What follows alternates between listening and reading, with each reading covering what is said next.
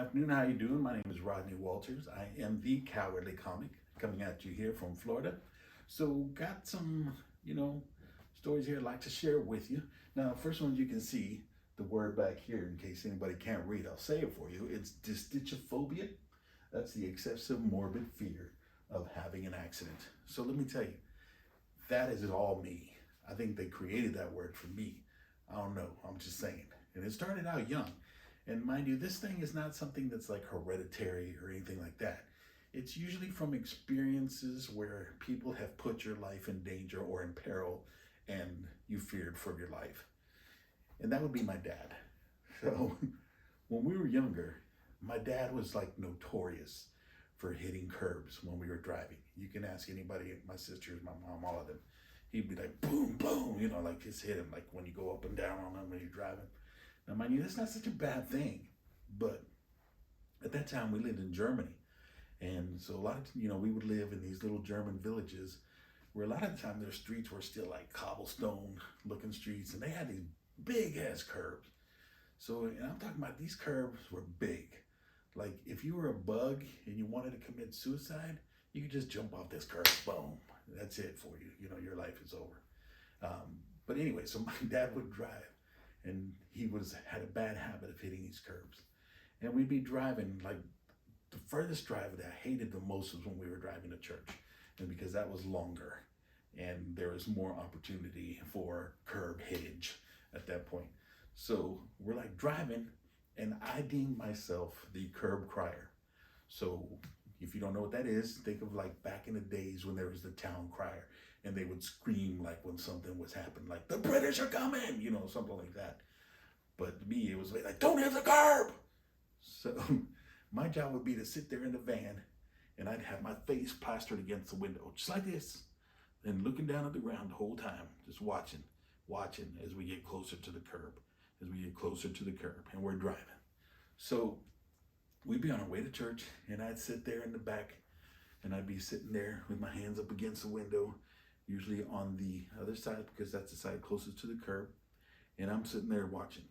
And as my dad would get close to the curb, I would give him the courtesy cry just to let him know that it was happening. And so he would get there and I'd be like, curb, getting close to the curb. And, that would hopefully trigger him to move. Most of the times it didn't.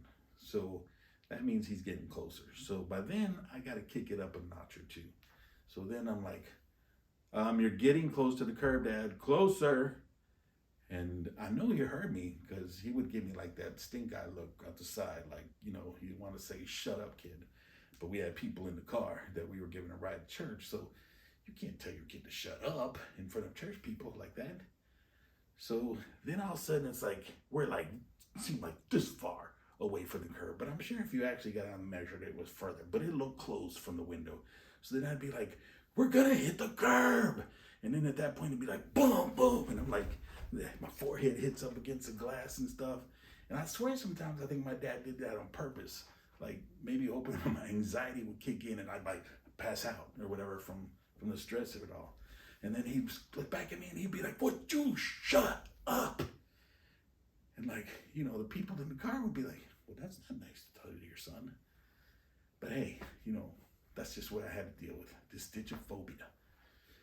So, we go back to the States, visiting my family in Texas.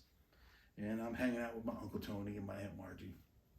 And they're like, hey, let's go to the mall.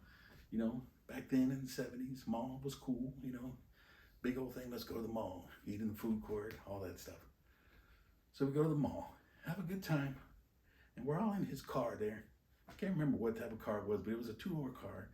And we were all stuck in there as my Uncle Tony and Margie, me and my cousin Mondo, and their two little girls in their car seats. So, me and Mondo are like on the side like this, but, we're Mexican, we'll make it work. We can get a lot of people in the car. So we're driving, coming back home, going down one of the residential streets. And then all of a sudden I see smoke coming out from under the hood. And so the windows are down and we pull over. Uncle Tony's like, let's get out. We're going to get out and check the car. So he and Aunt Margie get out and he lifts the car hood up And when he lifts it up, it's like, oh, like, you know, when you see that movie, Backlash or Backflash or whatever it was, and the fire comes back at you and everything. Well, that's what it looked like coming out from under the hood, like, whoa, you know. And like I was just imagining I was going to see my Uncle Tony go flying, you know, from the flames. And so I did what any reasonable dystychiphobia type person would do. I squirmed through the window because, you know, back then I was a lot thinner, and squirmed through the window and just ran, like just running. And I'm just running, like down the street. I'm about almost 100 yards away, and I can hear my uncle, Border Bandit, what are you doing? Because that's how he would affectionately call me, Border Bandit. So I stop, and I turn around, and I look, and I'm like, the car's gonna blow up. He's like, the car's not gonna blow up. Like, get back here, pendejo. So I'm like, all right.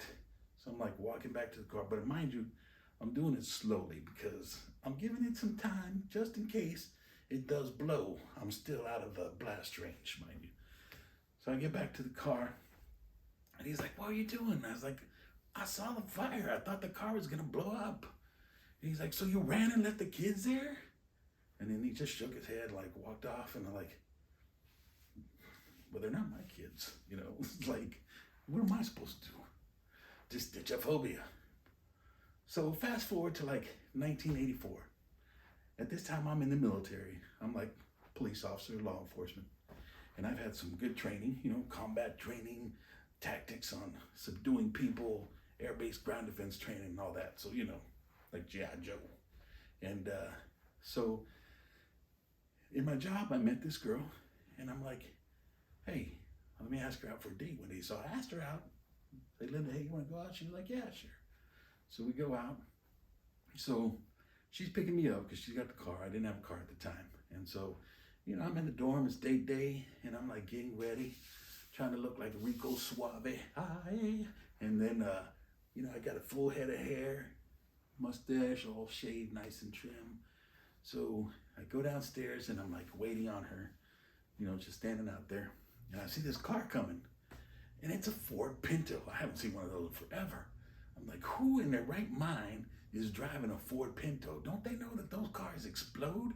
Because like back in the day, if you were in a Ford Pinto and you got hit in the rear, your car could explode and boom, you're dead. That's the end of it. There's lots of people that died in that stuff, for real. So all of a sudden the car stops in front of me, and I look in there, and Linda's driving the car, y'all. Linda's driving the Ford Pinto. I'm like, oh. I was like, I had to think for a minute, like, do I want to get in this? Because my dystychiphobia was like starting to kick in. So I'm like, all right, we're going to be all right. I'm going to believe that she can drive good and we're going to be safe. So I get in the car, we drive, everything goes well. We go to dinner, we go to the movies, you know, have a nice time talking, getting to know each other. So, you know, my dystychiphobia kind of settled down and I was good to go. And so we're driving home, and mind you, we live in South Dakota. We're like Rapid City, South Dakota is where we're at. Ellsworth Air Force Base, in case any of you in the military know that place. So, mind you, it's winter time, and there's some snow and ice on the road and stuff. But so far, we've done good, you know. So we're driving home, and then we exit the highway, and it's one of those curved, like, almost like full circle curve things where you're exiting the highway there to head out to the base. And all of a sudden, we hit a patch of ice, like, boom, patch of ice. And the car just starts spinning. And I'm like, oh, you know, like just spinning till dizzy, like right now. And so in my mind though, I'm like, oh my gosh, we are gonna blow up. I'm gonna die. I haven't even got to see anybody or do anything yet. And I'm gonna die in a Ford Pinto. So we're spinning, we like go off the road into the grass, and then all of a sudden, boom, like we just stop. I come to a complete stop. And it's because the rear of the Pinto like ran into a pole. And I'm like, oh crap. So instinct just kicked in, man. Just like my military, like just, wow. I like kicked the door open. And then I did like my combat roll, which I could do back then because I was a lot thinner than I am now. But anyway, so that's whatever. So I do the combat roll, and I'm like just running. And I'm like, I'm waiting for that boom, because, I've seen it on the news. 60 Minutes had a whole story about it. And I'm like just running, and I don't hear nothing, no boom. So I slow down, like, okay, might be okay. And so I'm looking to my right, I'm looking to my left, and I'm like, well, where's Linda? And so I turn around, I'm like, oh my gosh, I hope she's not pinning the car. So I turn around and I look, and Linda's like standing there, like with her hands on her hips, just looking at me and shaking her head. And I'm like, run, the might blow. And so she gets in the car, boom, turns it on, and then drives to where I'm standing. And like just pushes the door open. And I'm like, dang. So, I get in the car, and there's absolutely no reason for us to be talking on the way home, because there is nothing on this earth that I could say that would redeem myself from that episode there right then. And I couldn't even tell her I got Dystychiphobia, because she just wouldn't care. And so, I knew I wasn't getting lucky that night. And then to top it off, what made it worse is I go the next day to work, and her dad, the pilot, and his friends were like walking through the area where I was working, and they look at me, and then they just start laughing and like just looking at me. But like, what am I gonna say? So Dystychiphobia got me again.